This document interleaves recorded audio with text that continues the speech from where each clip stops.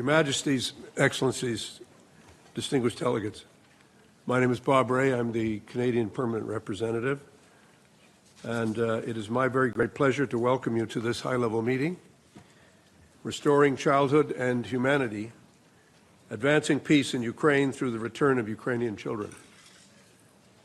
The President of Ukraine, Volodymyr Zelenskyy, and the Prime Minister of Canada, Mark Carney, have convened this meeting as co-chairs of the International Coalition for the Return of Ukrainian Children.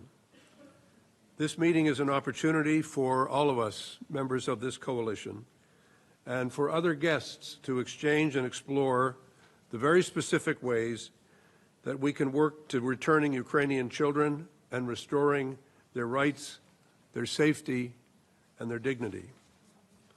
I now have the honor to turn to His Excellency Volodymyr Zelenskyy, the President of Ukraine, for some opening remarks. Mr. President, you have the floor. Thank you so much. Thank you very much. Dear friends, dear Mark, Prime Minister of Canada, Madam First Lady of Canada, Olena, all the leaders, all the representatives, Excellencies, our friends, Your Majesties, thank you for bringing the coalition for the return of children to the level of leaders' work. And this is a very good sign. And thanks Canada, thank you Mark for your strong leadership. More than 30 delegations are here with us now, taking part in the coalition. And thank you all, this is truly important. Today we are in New York, and on the global stage, the next such summit we expect to hold in Brussels under the co-leadership of Ukraine and the European Commission. Thank you, Ursula. And hope this format will bring progress in solving this very, very sensitive issue, the fate of Ukrainian children. Thousands and thousands of our children are victims of Russia's double crime. Russia first abducted them and deported them, and now it tries to steal everything they have inside, their culture, their character, their bond with family, and their identity. Maybe not everyone here is a parent, but everyone knows how quickly children grow, how precious every moment is, how fragile their first steps in life can be. And so one of the greatest things adults can do is to give a child a normal childhood. And one of the lowest crimes imaginable is to replace childhood with war and its cruelty. For years we have been fighting to bring our children home, and we need real results, which means the actual return of all the abducted Ukrainian children. It is fair and symbolic that the first crime Putin has been charged with is his crime against children. And I thank every country that enforced the ICC warrant for Putin and others guilty of abducting children. This matters, and it must not be forgiven. Thanks to our Bring Kids Back UA initiative and the support of partners, 1,625 children have already been returned to Ukraine. Each return is a success, a child saved, but also a challenge because the child must be reintegrated and protected from the trauma they went through. The First Lady of Ukraine contributes to the reintegration projects for such children, and today you will hear from Olena about this work. Please join these projects. And we are also starting a tracing mechanism to collect all data about our displaced children in Russia and in occupied territories. Russia hides the truth. So this work is crucial. It means financing, searching, verifying information, and making sure those responsible are held accountable. And I urge you, please, in every sanctions package, increase the pressure on those Russian politicians, officials, judges, propagandists, and others involved in child abductions and the attempt to reprogram their minds. All this is known, the camps where abducted children are taught hatred, the institutions involved, even the structures of Russia's state church used to erase children's Ukrainian identity. And everyone who does not close their eyes and acts in response defends humanity. Everyone in Russia who is involved in child abduction, re-education, and abuse will be sanctioned. Sanctions packages are never easy, but adding those guilty of crimes against children makes this war stronger and gives it moral force. Dear friends, in Turkey, we gave Russia's representatives an initial list of 339 children, clear data, just a small part of the thousands we must save. So far, Russia has done almost nothing, not even given real information about these children. They refuse to give real information, neither to us nor to international organizations. Please, let the result of this coalition meeting be support of initiatives to find, return, and reintegrate our children, and real pressure on Russia through sanctions. We must turn attention into action. We need your support and support of partners in the General Assembly. And this year we'll introduce a resolution condemning the abduction and deportation of children. Forcibly taking children from one nation and trying to re-educate them for the benefit of another is an obvious crime. The UN must say this clearly once again. So the crime must be stopped, the felons must be held accountable, Ukrainian children must be brought home. Thank you to all the countries standing with us, with our families, with Ukrainians, with our Ukrainian children. Slava Ukraini. Thank you.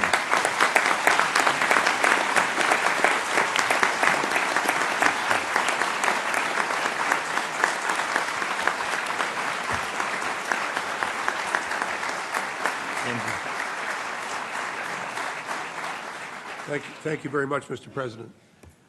I now have the honor to turn to the Right Honourable Prime Minister Mark Carney of Canada. Prime Minister, the floor is yours. Thank you, Chair.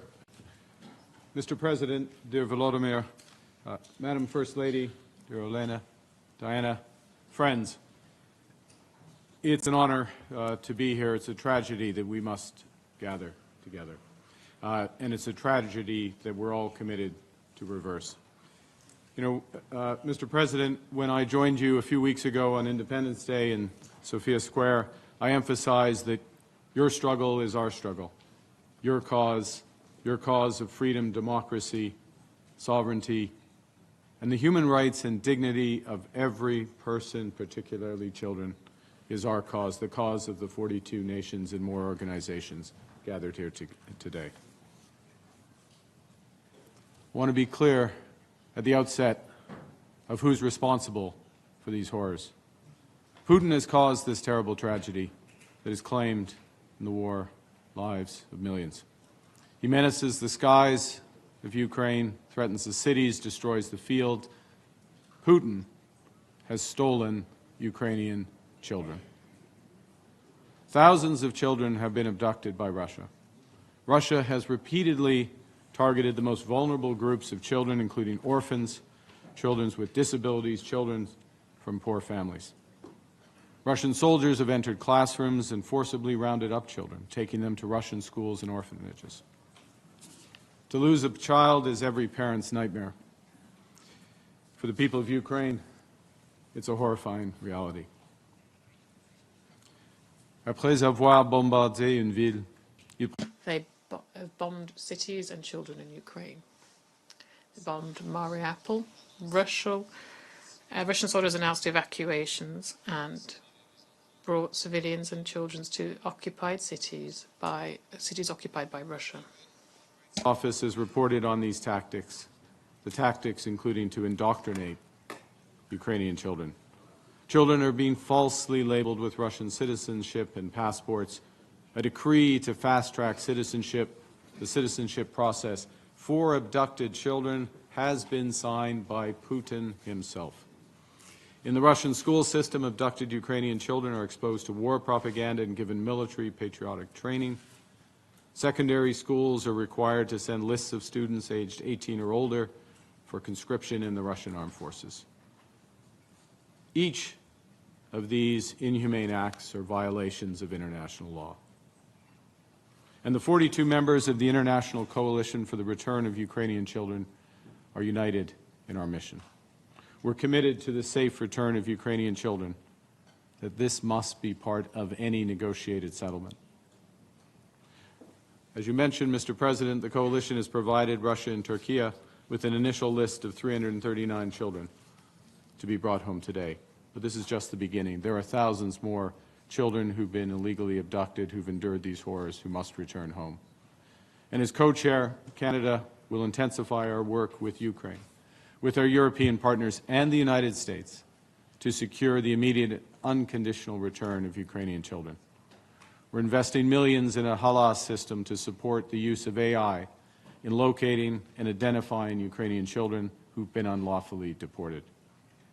We welcome the recent powerful appeal to President Putin by the First Lady of the United States to consider the plight of children in ending this war.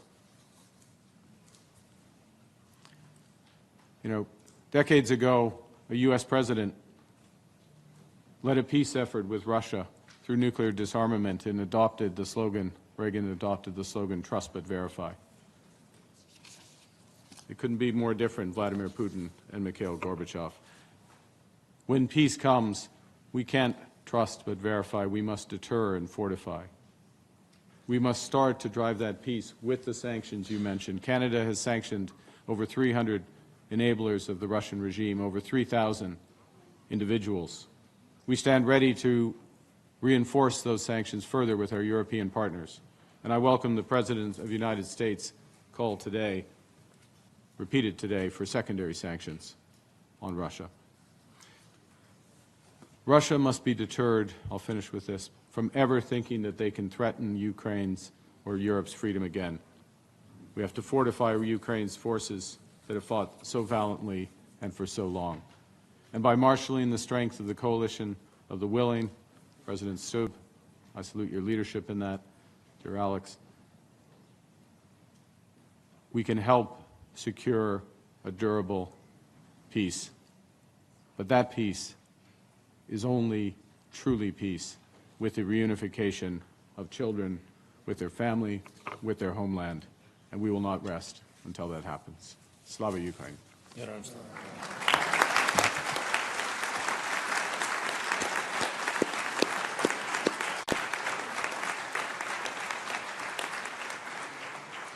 Thank you, Prime Minister. And now, it's my great honor to introduce two special guests to share some words. First, I'd like to give the floor to Olena Zelenskya, who's the First Lady of Ukraine. First Lady, you have the floor. Thank you so much. Distinguished attendees, leaders of representative members of states of the International Coalition, members of royal families, Your Majesties, First Ladies and Gentlemen, and honored guests. Obviously, I wish to speak today about painful truths. Around the world, we say that children are our most precious treasure. We cite the Convention on the Rights of the Child and many international agreements meant to protect them. Yet too often, children become the very first victims. They are left unprotected. There is a saying, one crime is a tragedy, many crimes are statistics. If one child were abducted, we would be outraged and demand justice. But what if an entire state, using its institutions and army, abducts not only one, but thousands of children? We cannot allow such crimes to become statistics. That is exactly what Russia is doing in Ukraine. When Russian forces occupied Kherson, caregivers hid 48 children in a church basement. Among them was 10-month-old then Margarita Prokopenko. Later, while treated from bronchitis in the hospital, she was seized by Russian officials during so-called inspections. She was taken to Moscow, illegally adopted by a Russian official closely allied to Putin, and issued a false birth certificate with a new name, Marina Mironova, and a new birthplace, Russia. Her identity erased. Of those 48 children, only 7 have been returned. The rest remain in Russia. Another case, Alexander and Christina, a brother and sister, were taken from their foster family, also in Kherson. They were separated and placed with different Russian families. Alexander's Ukrainian passport was confiscated, preventing him from returning to Ukraine. In January 2024, he took his own life. He was buried in Russia without Ukraine being informed. His sister remains there, and we still have no contact with her. There are not relocations and evacuations. These children are victims of repression. Their identities are changed, their ties severed, their hopes destroyed. Ukraine cannot bring them all back alone.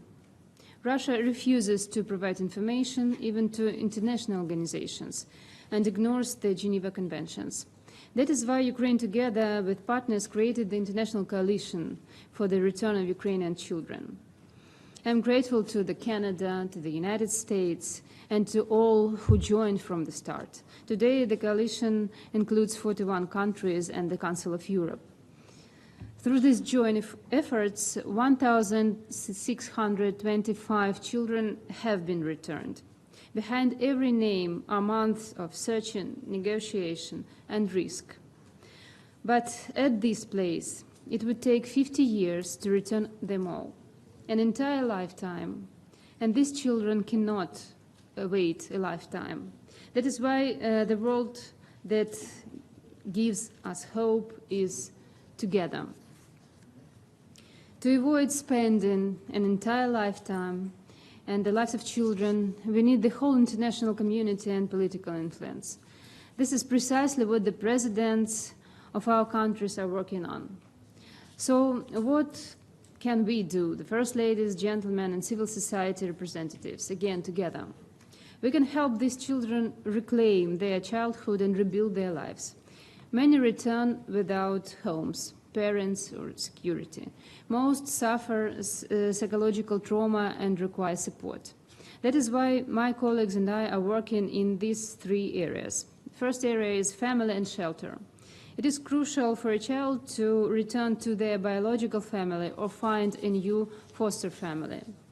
And through the Room for Childhood project, my foundation, for example, builds homes for foster families, provides transport, and ensures humanitarian aid so children can grow up in warmth and care. The second point is reintegration and healing. We organize psychological rehabilitation camps, cultural and educational exchanges, provide psychological assistance, giving children the chance to feel safe, to smile, and to dream again. Independent living. Many abducted as children are now young adults without homes or families.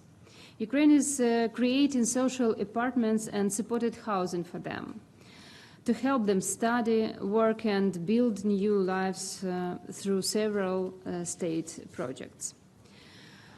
Once more, distinguished guests, returning Ukrainian children is not a political matter. It is a test of our humanity. It is a humanitarian call. When it comes to humanity, neutrality is impossible, I'm sure. I urge you to join us. Every country, every institution, every family can be part of this process, helping children to come home and to feel at home. I dream of the day when you can meet these children in their families, in their communities. And I know some of them personally. Their resilience and courage are extraordinary, greater than many adults could show. And despite all they have endured, they still believe in the world, in the future, and in us adults. And we must finally live up to their trust and their hopes, because they are the future of our world. It's simple, but that's true. Thank you.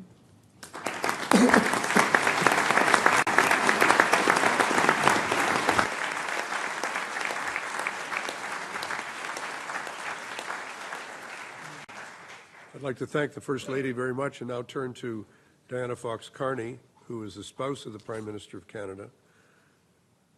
Thank you. Good afternoon. Sorry.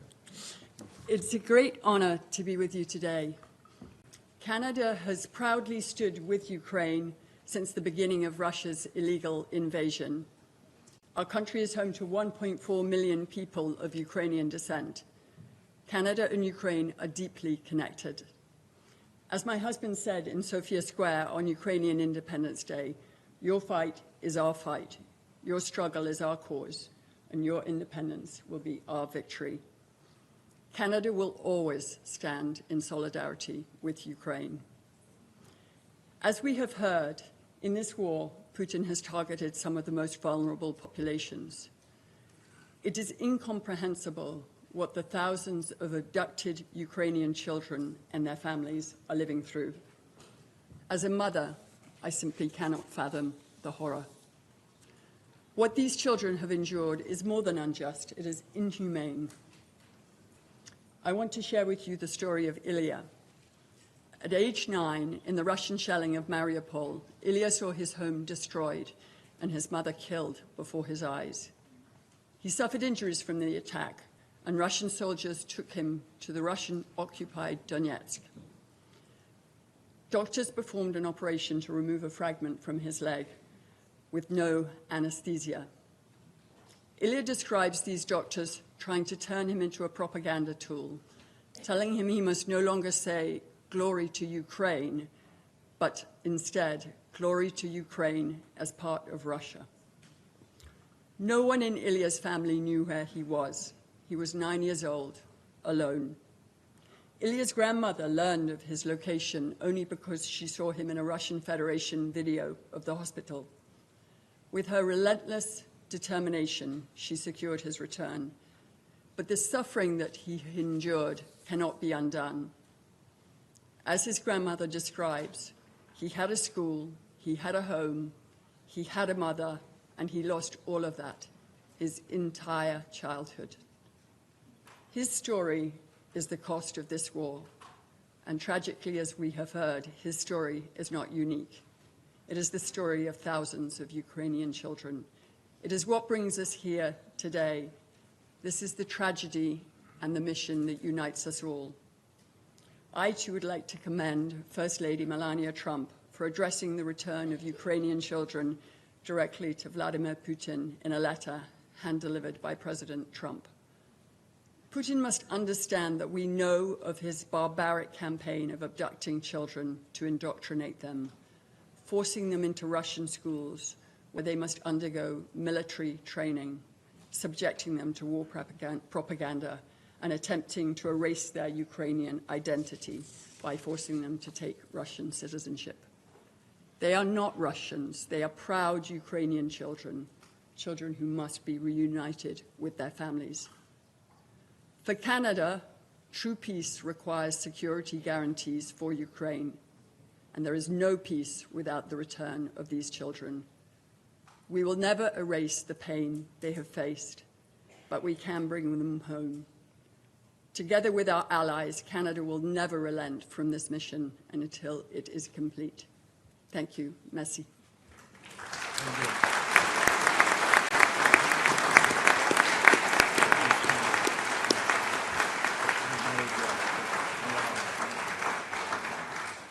Thank you very much, Madam Carney. We're now going to hear statements from heads of delegation in accordance with the list of speakers. Now, this is when I cease being popular in presenting the President, my Prime Minister, and the First Ladies. And now I have to play the bit of a heavy and say that it's 2 minutes. And a light will start to flash when the minutes are up. So we will not be preventing people from speaking at all. We're trying to bring as many people in as possible. And in order to move things along, I'm going to stop talking. You will see a red light flash on your microphone. We really are overwhelmed by the number of people who've asked to speak. And as we always do at the United Nations, we have a limited amount of time.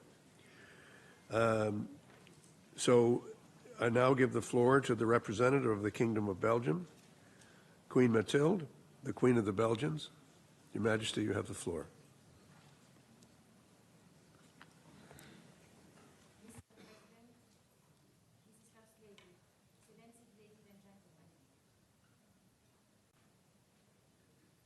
I would like to start by expressing my heartfelt empathy towards all the Ukrainian children whose lives are being seriously compromised. Many children have died or been wounded as a result of horrendous attacks on civilian targets. Children live in fear of losing their lives and of losing their loved ones. Countless children cannot go to school. Many of them are displaced inside Ukraine or abroad. Families are torn apart. Ukrainian children cannot enjoy the innocent, carefree childhood they deserve and need. The reports of children being taken away from their families are heartbreaking. These reports point to an intense violation of their rights in a deliberate, organized manner. Independent experts have established that this deportation of Ukrainian children amount to war crimes.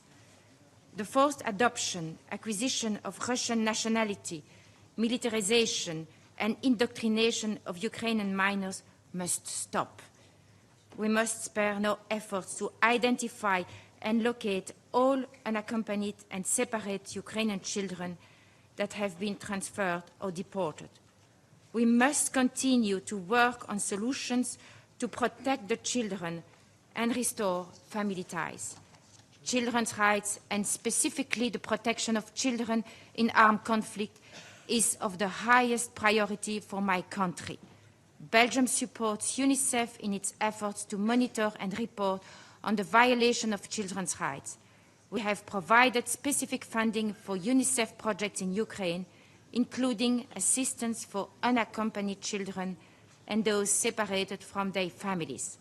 My country also supports on a bilateral basis initiatives that benefit children and their education. Every day that the rights of Ukraine's children are violated, it compromises their future. And the children of Ukraine constitute the most precious component of Ukraine's future. Belgium will continue to support the coalition and the UN agencies to make sure that Ukraine's children will be able to flourish in an independent, prosperous, and safe Ukraine. I thank you for your attention. Thank you. Thank you, Your Majesty.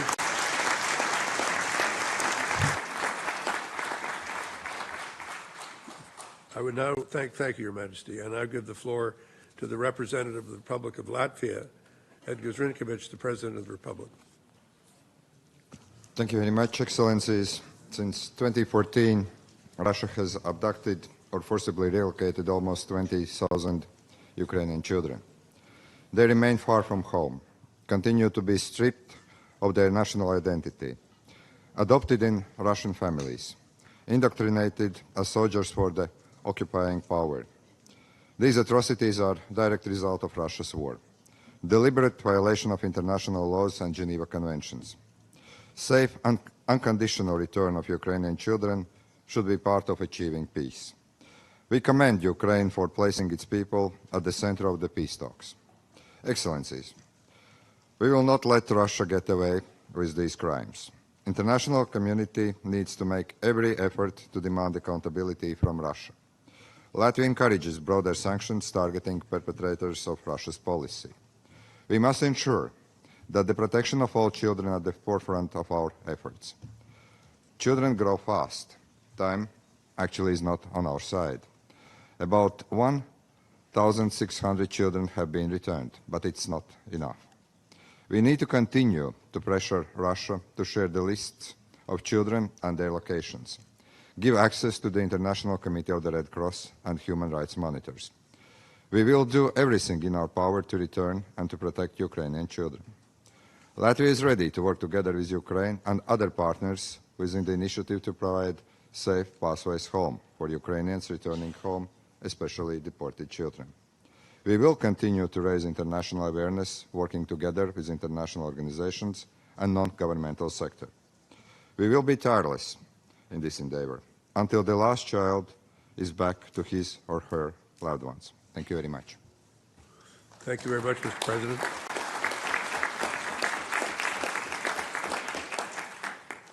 I now give the floor to the representative of the Republic of Finland. Thank you very much. You know, Olena, Volodymyr, Mark, and Diana, we quite often talk about the three pillars of statehood being independence, sovereignty, and territorial integrity. But I think essentially what we're speaking about here today, it really is about identity. So Suzanne, my wife, and I had the chance to visit you in Kyiv about a week and a half ago. And during that visit, I had a chance to meet an organization called the Voices of Children. And of course, when we look at war, there are elements of it that are brutal, vulgar, and unethical. But the kidnapping of children, I think, goes beyond all of that. And we have to think that it's not only about the children being abducted and taken away and Russified, but it's also about bringing them back and what happens to them when they bring back. So the organization that I was talking to said that they desperately needed more psychiatrists because when the kids come back, and they have been told by the Russians that your parents don't love you, Ukrainians hate you, and you're a failure, the mental stress that you get as a child, no matter what age, is simply beyond anything that we can imagine. So my feeling is that not only is it a good thing that the International Criminal Court has issued an arrest warrant on President Putin and Maria Lvova, who is Russia's Commissioner of Children's Rights, but we have to make sure that the people who've been engaged in this kind of activity have to stand trial, have to take the responsibility. And the final point I want to make is that there's not one human being, depending on which side you are in this war, who doesn't understand how heinous this crime that Russia is doing is. So therefore, let's continue to work with this issue. Let's bring the kids back. Slava Ukraini.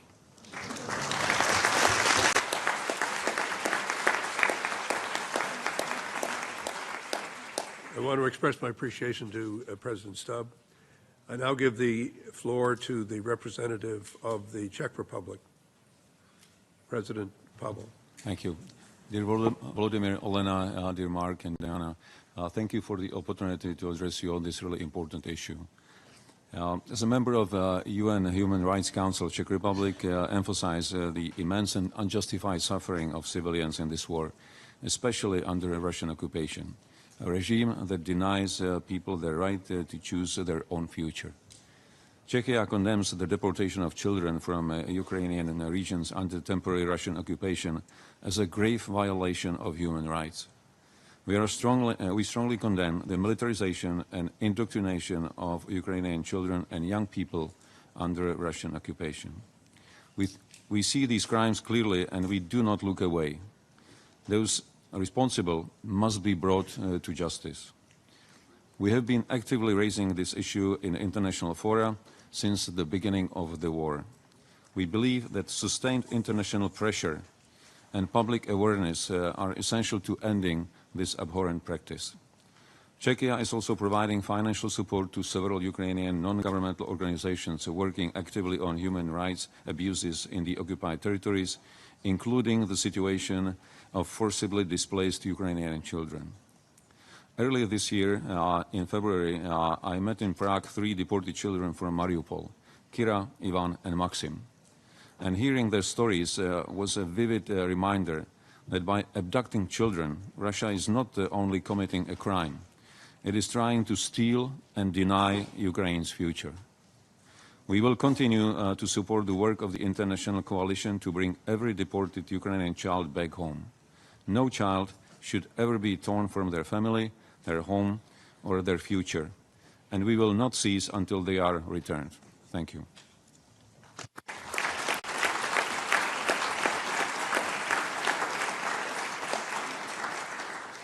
Give our thanks to President Pavel, and I'll give the floor to the Prime Minister of Norway in recognizing the extraordinary work that Norway has done as co-chair of the working group on the release of prisoners and deported persons. Mr. Prime Minister, you have the floor. Thank you, Ambassador. Thank you, dear Mark and Volodymyr, for convening us today. Mr. President, I was in Ukraine a month ago, and I spent time with some of your colleagues to visit a protection center for children that have been returned to Ukraine from Russia. And I must say, I have three children and 2 grandchildren. And meeting these young adolescents and hearing the horror they have been through and what they have to go through when they now have been returned made a deep impression on me. They were brave, but clearly marked by trauma. So they have experienced, as we all repeat in our interventions, the worst thing you can, to be forced away from family and friends and deep uncertainty about the future. So it is good that we come together, and basically this is a full hall, but I think all of the United Nations should be behind this. We have a Child Convention, we have Geneva Conventions, and this is explicit number 1 in both of them. This is truly unacceptable. The situation for the stolen children of Ukraine reminds us of the horror of this war.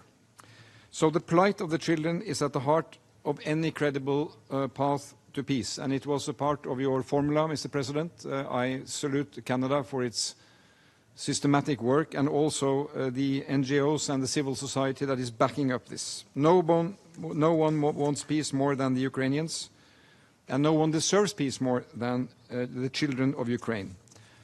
So we stand by the demand that Russia must return all of the children that have been forcibly deported. A good place to start would be to return the children on the list submitted by Ukraine. So if Russia has any intention of showing good faith, and it remains to be seen, this is a place to start. So I will simply conclude by saying that Norway is a committed friend of Ukraine. We stand with you.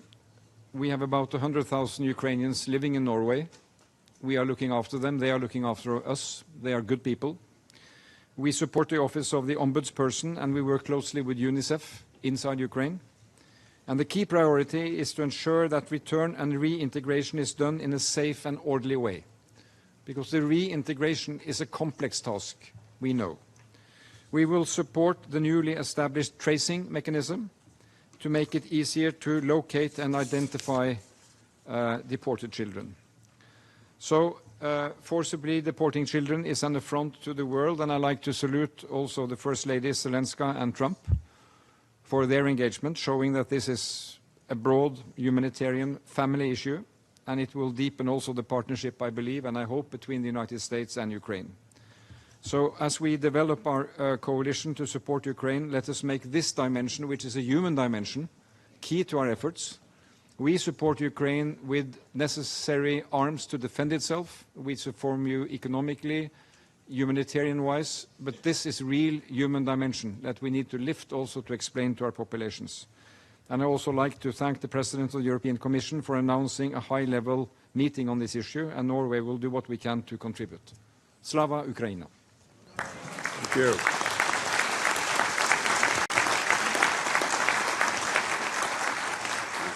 Thank you. I thank Prime Minister Sture, and I also want to give the floor now to the representative of the Republic of Austria, who is the Federal Chancellor of the Republic. Mr. Strucker, yes.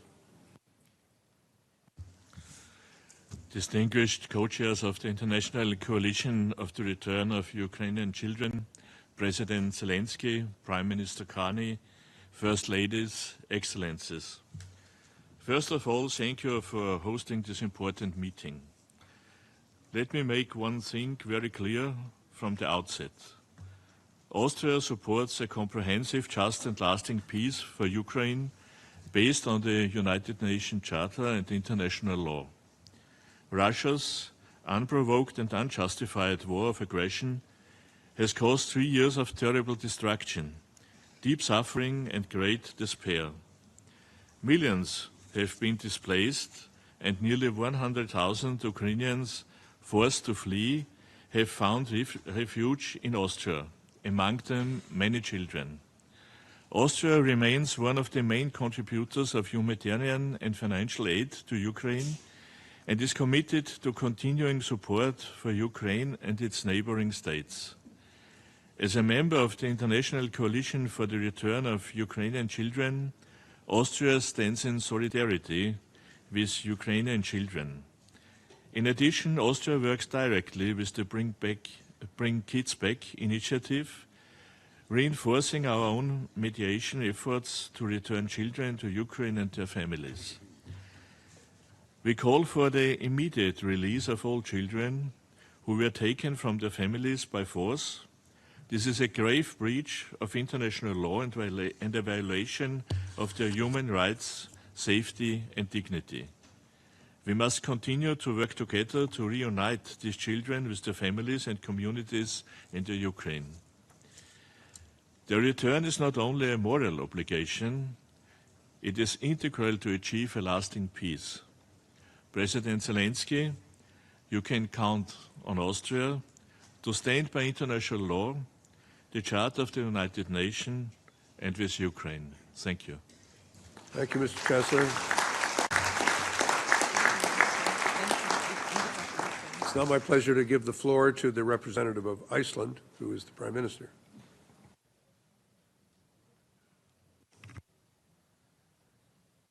Dear Volodymyr, Mark, Diana, Elena, Excellencies, 3.5 years have now passed since Russia launched its full-scale invasion of Ukraine.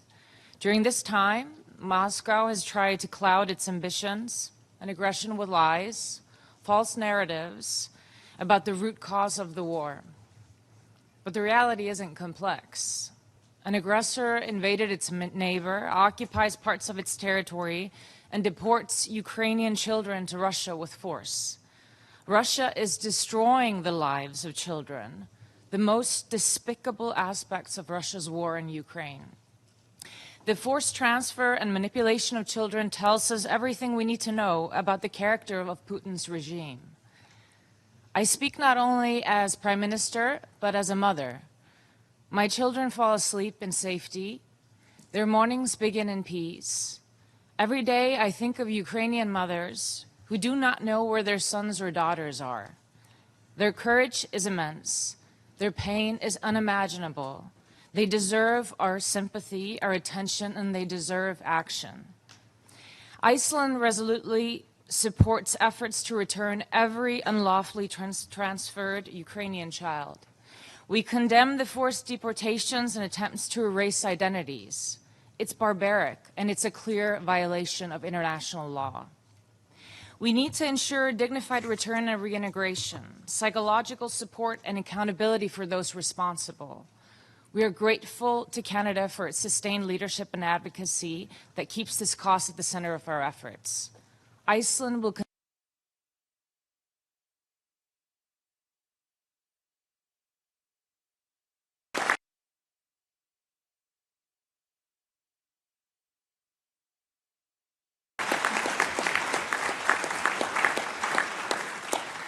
Prime Minister, thank you so much. It's now my pleasure to give the floor to the representative of the Republic of Ireland. Mr. Martin, you have the floor.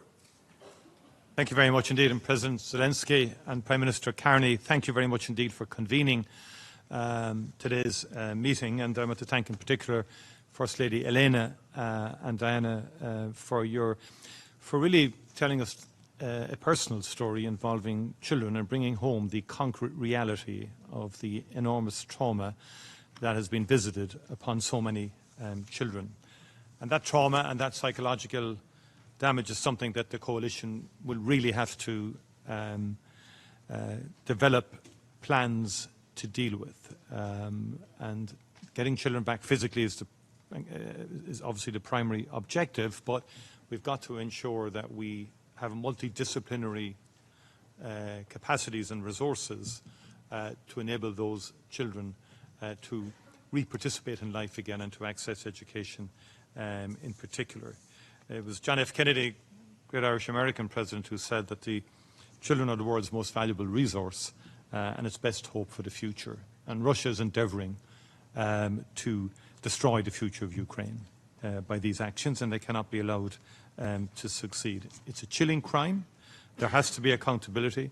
It is about stealing identity and denial of childhood itself. And we all have to be unequivocal that the forcible transfer of civilians, including children, amounts to a war crime against humanity. And the International Criminal Court's decision in 2023 to issue arrest warrants for President Putin and his Children's Commissioner are particularly welcome and have to be followed through in terms of accountability.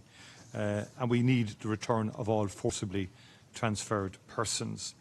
Ireland is a determined member of the International Coalition for the Return of Ukrainian Children and will do whatever we can to support the return, rehabilitation and integration in line with the Coalition's key principles. Ireland is also honoured to host thousands and thousands of Ukrainian families since the outset of the war that have chosen to find safe refuge in Ireland. And they are very, very welcome among us, and they are ambassadors for your country. We will keep them safe until they can return. We will continue to work with you to raise our voice and add it to yours, Mr. President, for the safe return of all Ukrainian children. Thank you.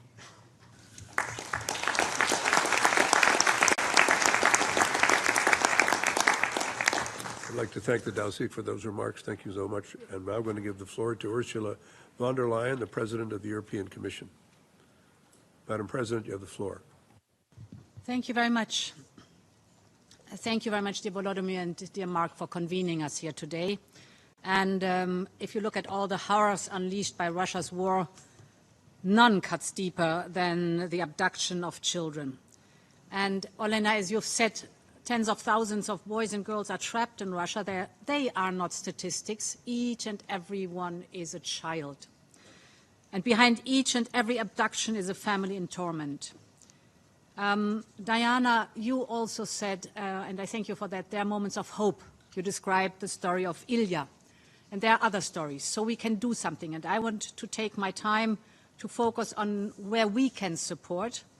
We will not rest until Ukraine's children are home, but I know that the needs at home are also enormous. So, Volodymyr and Olena, that's why I'm delighted to announce today that we are ready to make available some 200 million euros for the provision of school meals. You told me how important that is, and I'm happy to support here.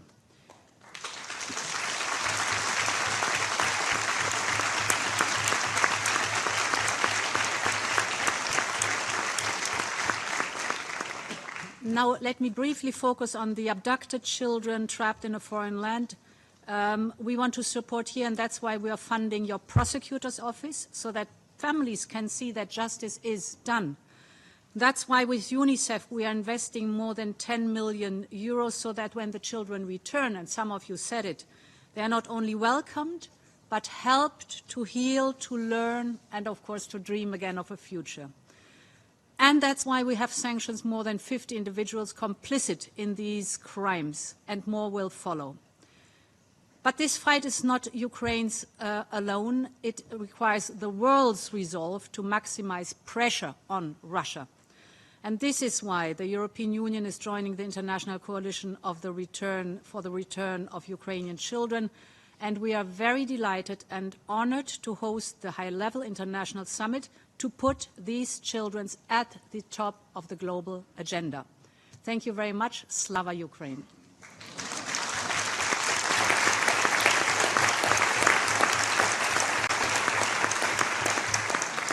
like to thank the President of the European Union. Ladies and gentlemen, I've been advised that our two principals have to leave, and we want to express our great appreciation to them both for being with us.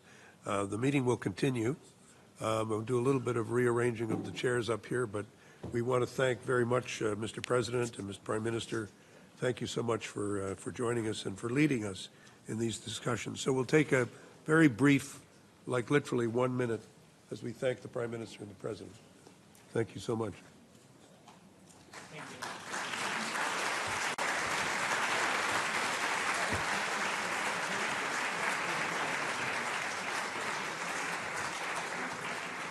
Can you move into the middle?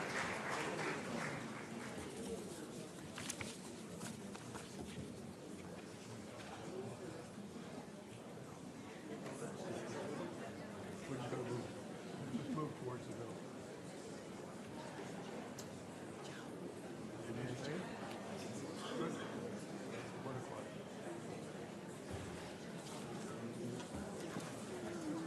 All right, we're going to continue. If I could just bring the meeting to order, thank those who have spoken.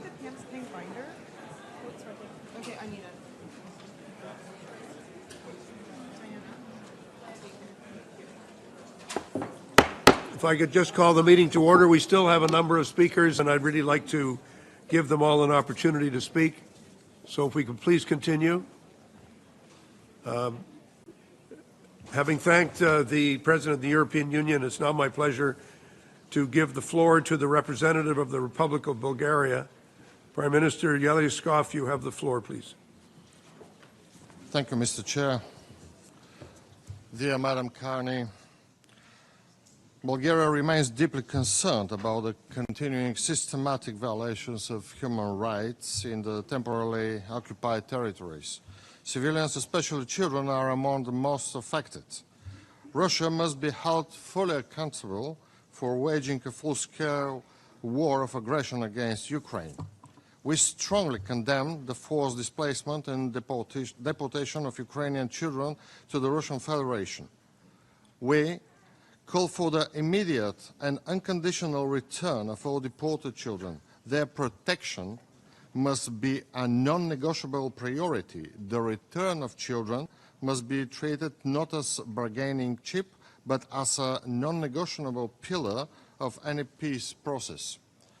Bulgaria calls for full and unhindered access for international human rights monitors, including the Office of the UN High Commissioner for Human Rights and the International Committee of the Red Cross to all affected areas, including so-called filtration camps, an institution in Russia where Ukrainian children are being held. Accountability for all violations may be ensured. The use of filtration camps, forced deportations, coercive adoption procedures and attempts to impose Russian citizenship on Ukrainian children undermine human dignity, violate the Fourth Geneva Convention, and must cease immediately. Our guiding point is to assert that the full, safe and dignified return of all Ukrainian children is not merely a humanitarian goal. It is a milestone and precondition for any future peace agreement. Let's be clear. Restoring childhood is restoring humanity. Returning these children is not just an act of compassion, it is an act of justice, and justice is the foundation upon which true peace must be built. Thank you. Thank you very much, Prime Minister. I now give the floor to the representative of the Principality of Andorra, the Prime Minister, Zamora. Thank you very much, Excellencies, ladies and gentlemen. Since the outbreak of the war, the position of my country of Andorra has been clear. We stand with Ukraine. We strongly condemn Russia's aggression against Ukraine. The illegal deportation and forcible transfer of Ukrainian children during this ongoing war constitutes a serious human rights violation. For this reason, the Andorran government has decided to join the coalition for the return of Ukrainian children, a decision which I would like to reconfirm today. Furthermore, my government supports the objectives of the Bring Kids Back Ukraine initiative. During Andorran's chairmanship of the Councils of Europe Rapporteur Group on Social and Health Questions, the Consultation Group on Children was established and held its first meeting in 2023. The group's objective is to discuss effective ways to protect the rights of the million of Ukrainian children who have been forced to flee their homeland since the start of Russia's war of aggression and now reside in Council of Europe member states and Russia. Moreover, we propose utilizing specific United Nations mechanisms to protect children affected by armed conflict. To this end, I would like to invite you to support the Office of the Special Representative of the Secretary General for Children and Armed Conflict and to join the Proof It Matters campaign. Tomorrow, my country will host a side event to reaffirm our commitment to children's rights. It is of paramount importance to ensure the protection of children's rights and freedoms in the context of this armed aggression in full compliance with international law and the Charter of the United Nations. Thank you for your attention. Thank you, Prime Minister. I'd like to thank the Prime Minister. I now give the floor to the First Lady of Lithuania and thank her so much for joining us today. Ladies and gentlemen, the United Nations General Assembly is the forum where a broad coalition can be mobilized by building common understanding and awareness across all countries. War itself is a form of madness. The so-called theory of denazification is nothing but a naked Machiavellian distortion of Nazi racial theory. It is a policy that must never be repeated, and yet it is now being dangerously spread on a global scale. It is a Machiavellian crime to accuse both past and present victims and to shift onto them the guilt of the executioners. Yet these are the consequences of the domination of the aggressor's sick ideology. Ukrainian children are being torn from their families and deported from their homeland. Their culture and national identity are being erased. They face illegal indoctrination, falsified history, and manipulation of collective memory. These actions aim not only to justify Ukraine's occupation today, but also to normalize the dehumanization of entire societies in the future. This is lethal for humanity. The same forces caused the Holodomor, carried out deportations to Siberia, and filled the mass graves of Gulag. They forced the expulsion of the native Crimean Tatars who had lived peacefully in their own homeland, in sovereign and independent Ukraine. They launched the full-scale war in Ukraine in 2022, and now the same forces are blaming the Western civilization for the consequences of the war.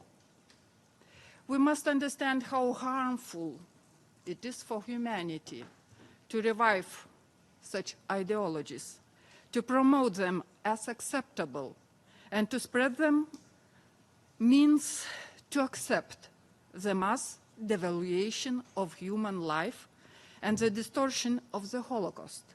Today we see how quickly and brutally such thinking can be forced into the minds of any society through brainwashing. Public attitudes, perspectives, and values are being altered.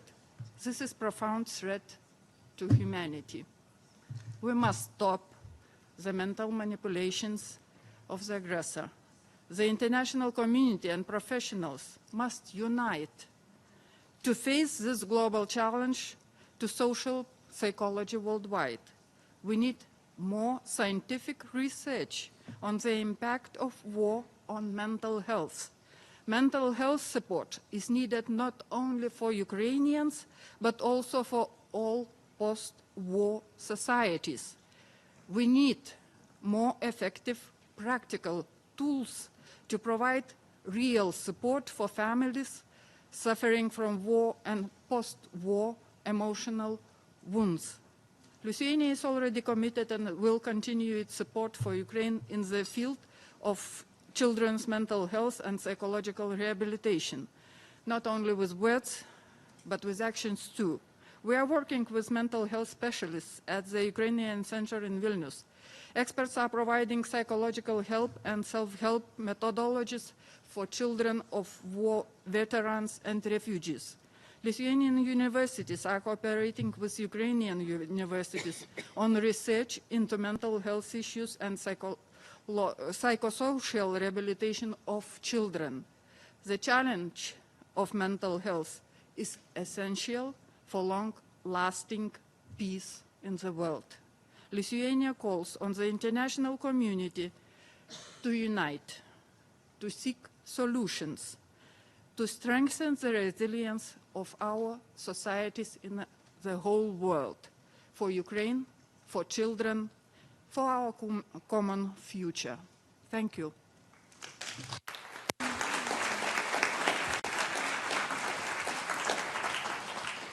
I thank the First Lady of Lithuania very much for her talk. I now give the floor to General Keith Kellogg, who's the United States Special Envoy for Ukraine. General Kellogg, you have the floor. Thank you, and thanks for all of you being here today. At a recent visit into Kyiv, I visited a children's memorial. In that memorial were those that were lost in the war, but also those that were missing. Instead of laying flowers at the memorial, those who laid something down, we laid stuffed toys, animal toys, down to remember them. It's something we should think about, because we as adults, we should be ashamed that the children have become pawns in this war. And we must figure ways to bring those children back. For those of us that sit here, and those are not only the senior leaders in this room, but those on the press on my left and right as well, should make this a primary issue on the abduction of children.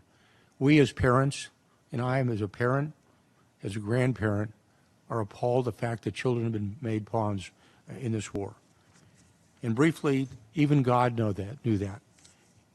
In the New Testament, in Matthew 18:6, he said, "It would be better to have a millstone around your neck than to harm the little ones." We should always remember that. And with that, thank you for being here today. Let us bring these children home.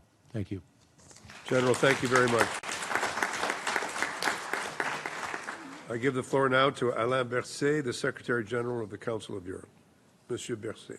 Thank you. Thank you so much, Minister Sibilla, dear Andriy, First Lady Fox Carney, Excellencies. For all of us, the children of Ukraine hold a very special place in our hearts. And it is also the case for the Council of Europe. And it is also the reason why the children of Ukraine are at the very center of the action plan that we have for Ukraine. This action plan is about resilience, is about recovery, is about reconstruction. And what does it mean for the children of Ukraine? Resilience means survival. Recovery means healing, as most of you mentioned before. And reconstruction means a future. That's why we must have these ideas in mind, and at the top of our priorities, supporting the children of Ukraine.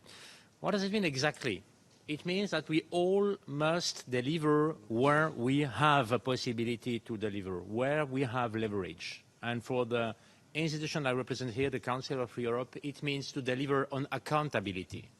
Let me bring one example.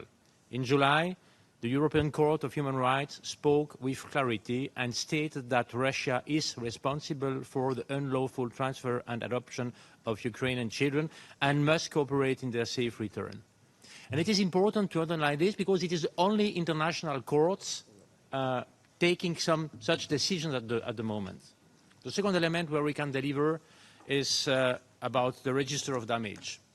Last week, the register of damage for Ukraine launched a new claims category on the forcible transfer or deportation of children. It will be key for accountability in this matter. And the last element I want to mention, in the very beginning of my mandate, and I appointed a special envoy for the children of Ukraine. To sum up, each day Russia's war of aggression continues is a day taken from Ukraine's children. Restoring childhood is restoring humanity. And restoring humanity is giving peace a chance. Bring the kids back home. Thank you.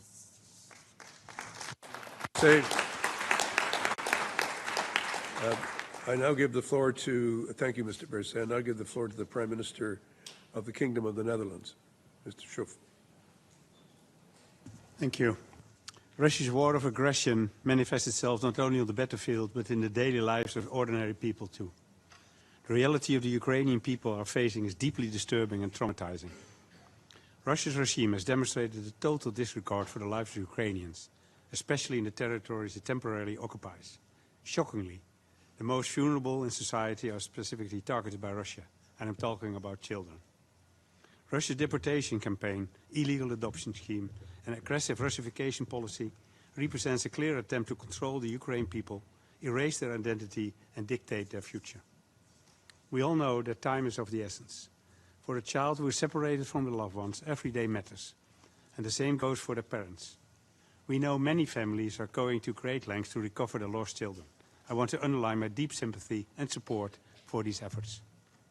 We are grateful to Canada and Ukraine for hosting this meeting. It is important to discuss concrete ways to help.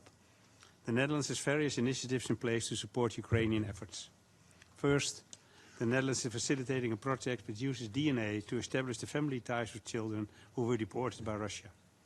This DNA analysis sends a clear message to Putin that he cannot erase the identity of these children. We will have irrefutable evidence of their family ties. We are also investing in rehabilitation and mental health support for children returning from their ordeal. It is important to ensure they receive the care, stability and guidance needed to heal, reintegrate and rebuild their lives. In addition, we are working with partners to ensure that those responsible for these horrifying practices are held to account. We are also putting pressure on Russia to stop the adoptions, including through sanctions. All these joint efforts are part and parcel of unwavering Dutch support for Ukraine, political, military, economic and moral. Our collective message to Russia must be clear. Children must not be used as pawns of war. They are the future of Ukraine, and their future belongs to them.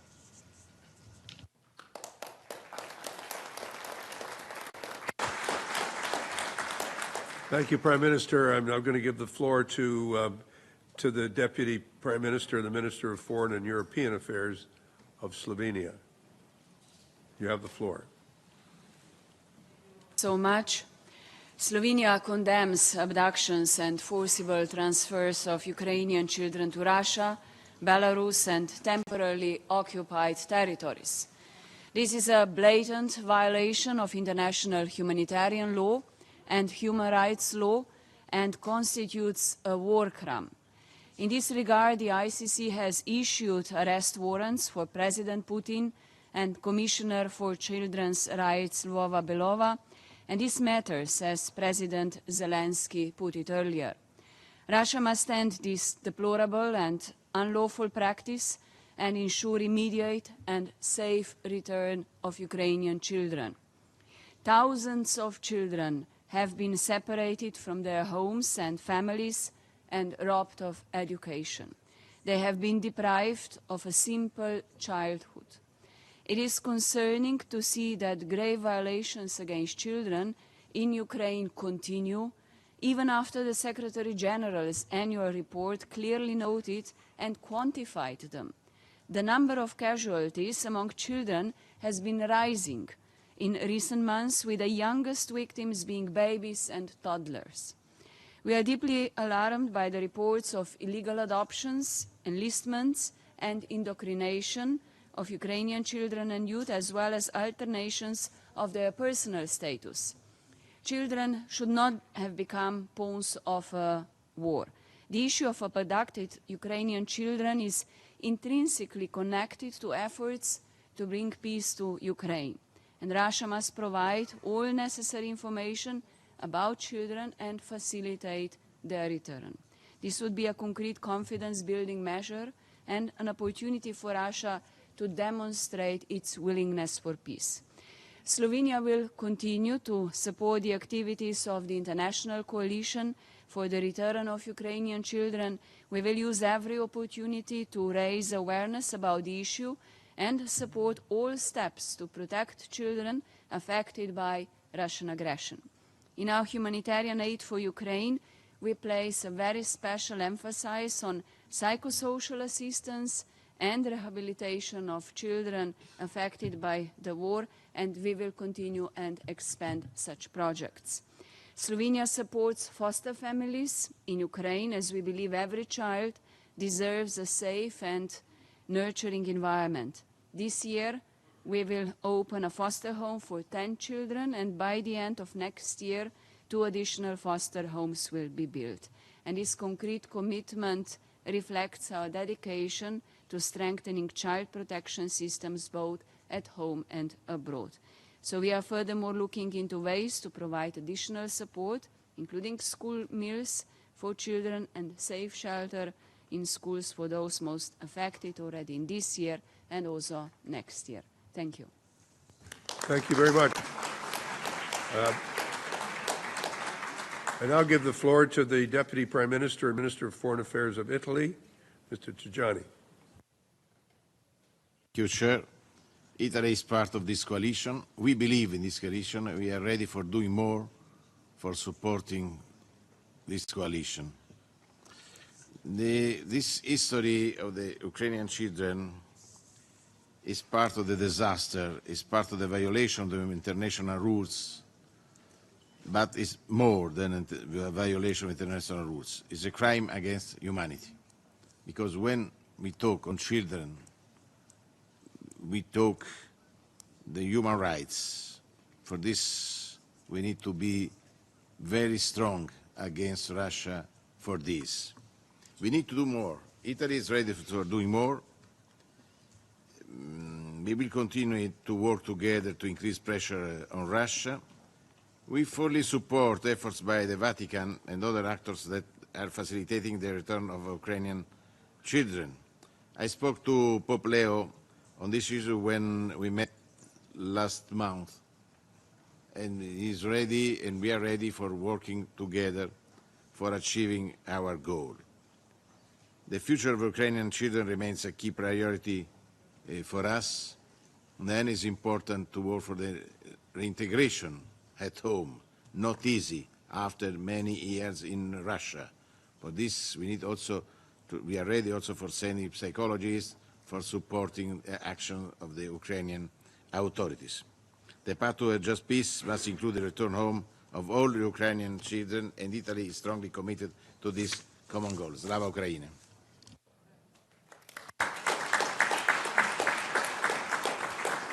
I'm now going to give the floor to the representative of Malta, and after that, I'm afraid I have to be the bearer of bad news. The train is going to leave the station. So after that, I'm going to ask our foreign minister and the foreign minister of Ukraine if they would sum up. But first, I'm going to Malta. I apologize, but we're working under strict rules of time here. So Malta, and then.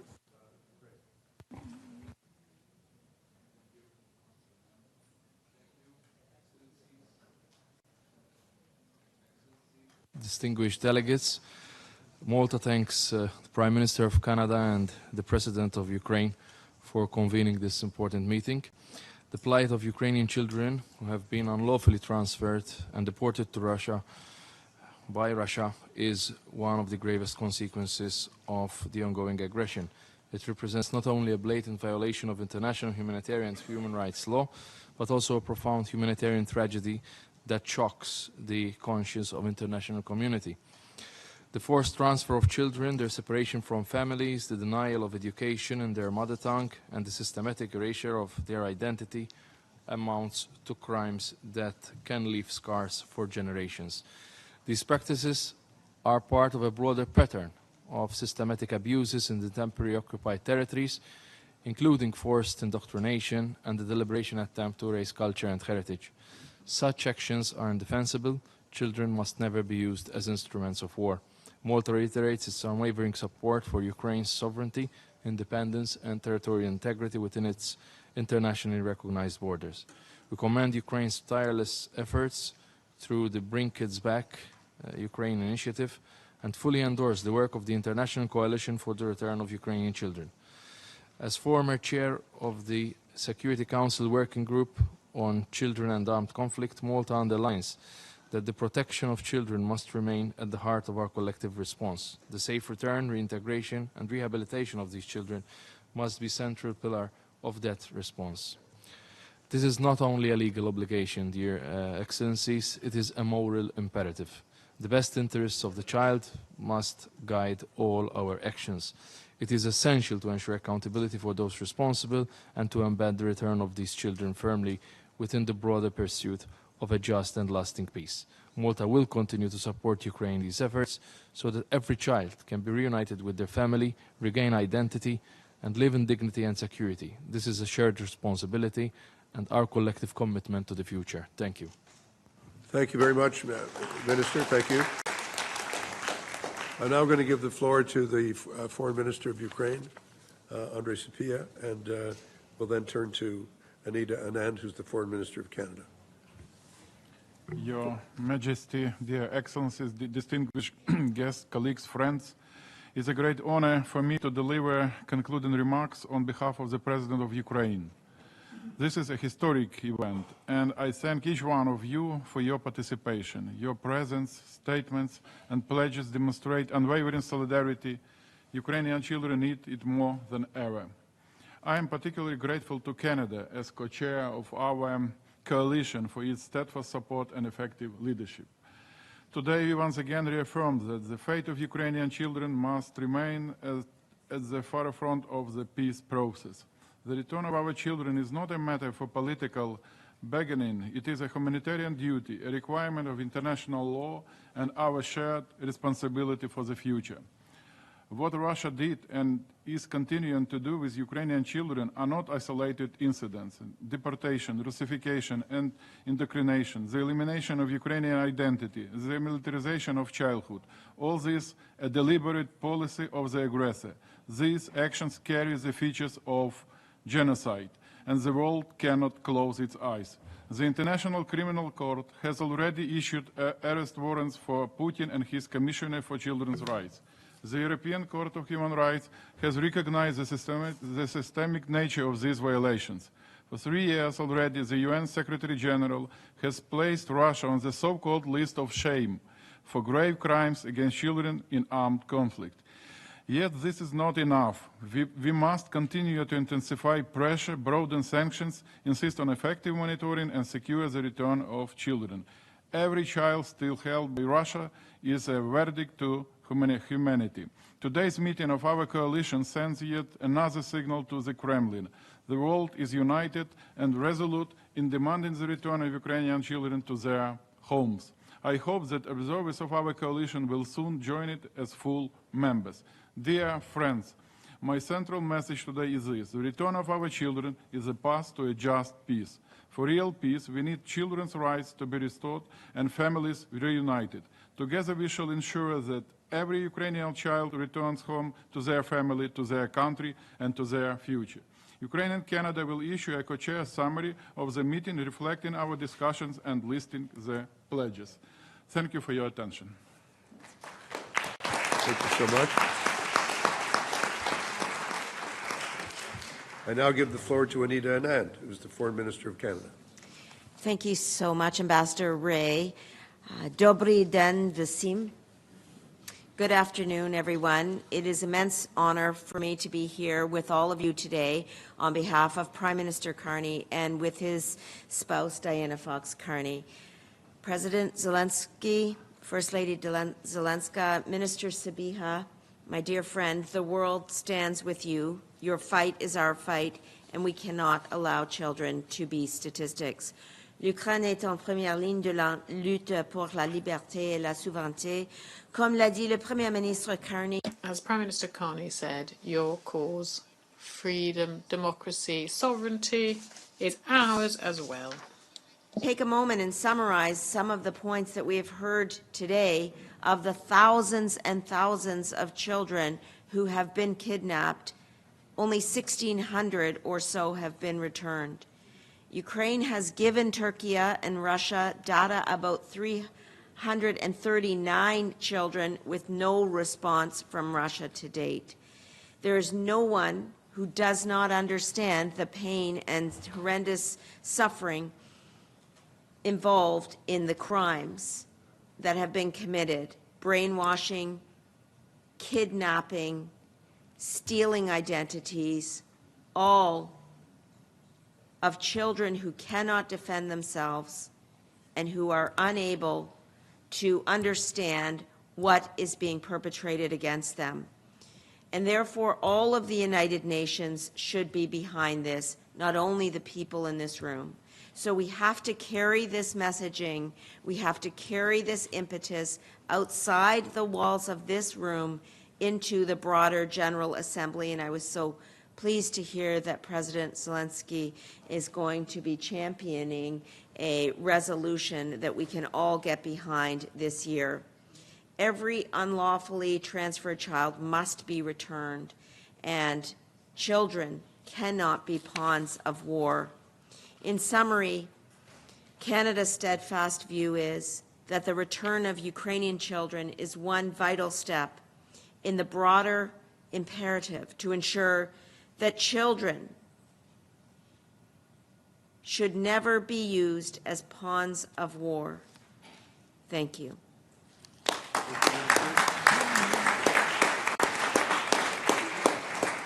I want to thank you, Minister, thank the Foreign Minister of Ukraine, thanks to Diana Fox-Carney, thanks to all of you for coming and staying and listening. There's work to do on a vital cause. I think we all know we must not forget the children. So thank you all very much for coming. The meeting is adjourned. Thank you.